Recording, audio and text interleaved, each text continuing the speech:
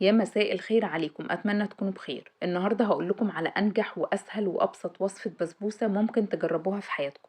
مش بس كده، هقول لكم كل أسرار تسوية البسبوسة وإزاي تاخد معاكم لون مكرمل وحلو زي بسبوسة الحلواني وأحلى كمان.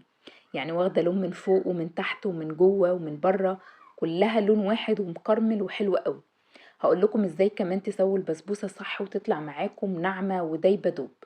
بس قبل كل ده وقبل ما اقول لكم كل الاسرار دي، تابعوا الفيديو للنهاية، اعملوا لي لايك وتابعوني على اليوتيوب وعلى الفيسبوك باسم منوعات بوسي. يلا نبتدي فيديو النهاردة ونقول بسم الله. في البداية واول حاجة هنحتاج نجهز زي خليط كده، وده اللي هنعجن بيه الدقيق بتاع البسبوسة. هنحتاج في الخليط ده كوباية من السكر الحبيبات، وهنضيف عليه كمان كوباية الا ربع من اللبن او الحليب. بعد كده هاضيف عليهم كوباية إلا ربع من السمنة اللي أنا استخدمتها سمنة بلدي.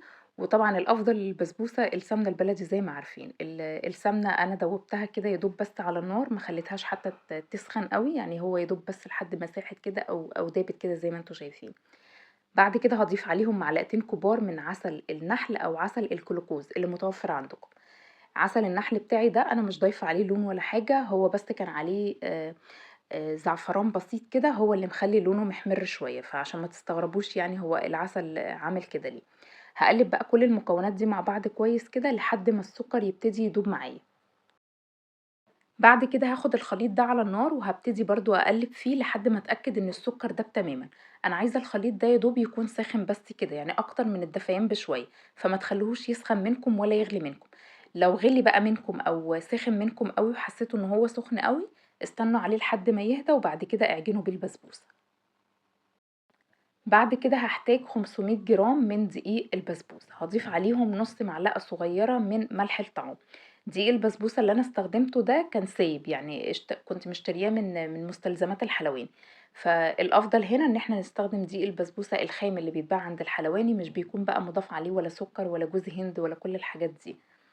بعد كده جهزت صينية مقاس 30 ودهنتها بالسمنة كويس جدا، برضو دهنتها بالسمنة البلدي كويس جدا. وبعد كده هارجع بقى للخليط بتاعي زي ما قلت لكم، لما تيجوا تعجنوا البسبوسة بالخليط ده الافضل ان هو يكون دافي، يعني ما تعجنوش البسبوسة بالخليط ده وهو سخن علشان ما تنشفش منكم. نيجي بقى لأهم خطوة، ودي خطأ معظمنا بيقع فيها، هو اننا بنعجن البسبوسة كتير. فانا عايزة اقول لكم ان البسبوسة كل ما اتعجنت كل ما نشفت معاكم. فخدوا بالكم يا جماعة، البسبوسة ما بتتعجنش، البسبوسة يدوب بنقلبها بس كده في المكونات لحد ما كل المكونات تمتزج ببعضها. انا ضفت الخليط اللي انا مجهزاه على البسبوسه ويدوب بقلب بس كده بالسباتولا، حتى لو شايفين انا ما حطيتش ايدي خالص في عجينه البسبوسه. يدوب بقلبها بالسباتولا بس كده لحد ما كل المكونات تمتزج مع بعضها.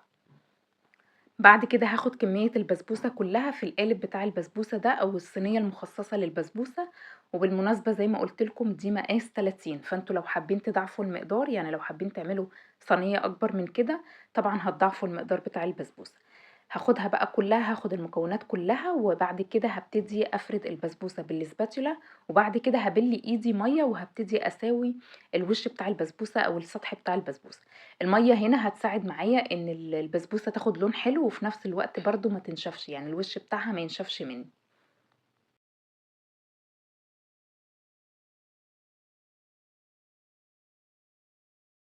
علشان بقى ناخد سوا مظبوط للبسبوسة وواخدة لون حلو من بره ومن جوه ومن فوق ومن تحت ومن كل الاتجاهات، يعني ما تبقاش واخدة لون ذهبي من فوق ولون ذهبي من تحت، ومن جوه لما نيجي نقطعها نلاقيها بيضة او مش مستوية كويس. فالافضل ان احنا نقطع البسبوسة قبل ما نسويها، ودي اول خطوة في لون البسبوسة الحلو المكرمل. قطعوا بقى البسبوسة بأي مقاس انتوا حابين، بس مهم جدا ان احنا نقطعها بأكد قبل ما ندخلها الفرن. كمان لما نيجي نقطع البسبوسة الأفضل إن احنا نبل السكينة مية بسيط كده، لأن هي لما تيجوا تقطعوها وتمشوا بالسكينة مرة واحدة هتلاقوا العجينة بتتلم في السكينة. بعد كده الوش بتاع البسبوسة زي ما تحبوا بقى، المكسرات اللي موجودة عندكم، أو لو حابينها سادة حابينها بالمكسرات زي ما تحبوا. أنا قطعت لها أنصاف كده من البندق وضفتها، ولما نيجي بقى نضيف المكسرات على البسبوسة نضغط عليها بحيث ان احنا لما نيجي نسقيها الشربات لما تخرج من الفرن المكسرات دي ما تعومش من فوق الوش وتسيب البسبوسة وتجري. فاهمين ازاي؟ تعالوا بقى اكلمكم على تسوية البسبوسة المظبوطة اللي هتطلع معاكم بلون حلو قوي. أول حاجة هادخّل البسبوسة على درجة حرارة أهدى من الوسط، يعني خلّوا النار بتاعة الفرن بتاعتكم هادية شوية وتكون الفرنة بتاعتي شغّالة من قبلها وسخنة، يعني ما ادخّلش البسبوسة على فرن بارد لأ، دخّلوا البسبوسة على فرن تكون ساخن قبل كده. الفرن بتاعتكم لو عالية أوي خلّوا درجة الحرارة بتاعة الفرن يعني أهدى من المتوسط، يعني تحت ال200، 180 مثلًا، 170 في الرف اللي في النُص. هاولّع الشُعلة اللي من تحت بس وركّزوا معايا، هاولّع الشُعلة اللي من تحت بس مش هاولّع الشُعلة اللي من فوق. هاسيب البسبوسة هتاخد معايا وقت طويل لحد ما تاخد لون حلو من تحت، يعني أول ما ألاقي الحروف بتاعة الصينية بتاعة البسبوسة كده ابتدت لونها يحمر وأخدت لون، هنا هارفع الشبكة لفوق خالص، أو أشغّل الشواية برضه على الهادي جدًا، يعني حاجة من الاتنين لو الشواية بتاعتكم عالية أوي وهتلسع البسبوسة ومش هتخلّيها تستوي كويس، لأ الغوا الشواية خالص وارفعوا الشبكة أو الرف اللي فوق خالص كده وخلّوا الفرن زي ما هي شغّالة. البسبوسة هتاخد معاكم وقت طويل في الفرن معلش استحملوا شوية، بس في النهاية هتاخدوا لون حلو.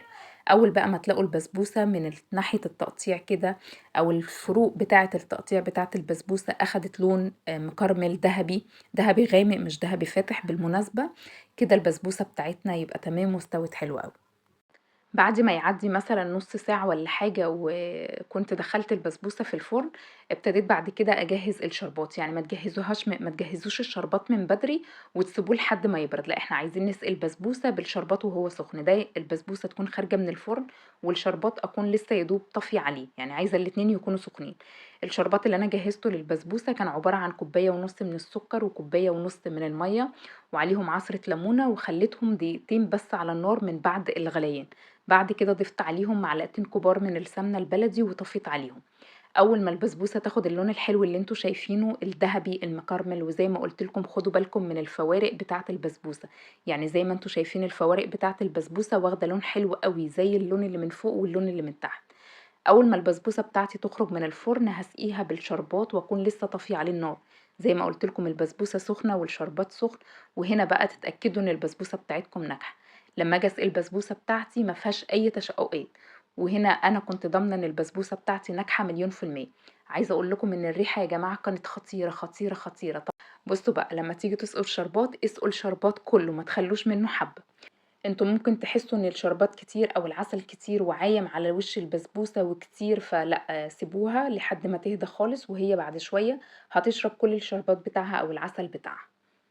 من الأسرار بقى اللي بتخلّي البسبوسة تفضل طريّة كده ودايبة دوب، هو إني أنا أغطّيها، يعني بعد ما تشرب العسل بتاعها كده وأحس إن العسل بتاعها اختفى من فوق الوش، بالstretch wrap أو بكيس تلاجة نضيف أفتحه زي ما أنا ما عملت كده وغطّوها وسيبوها.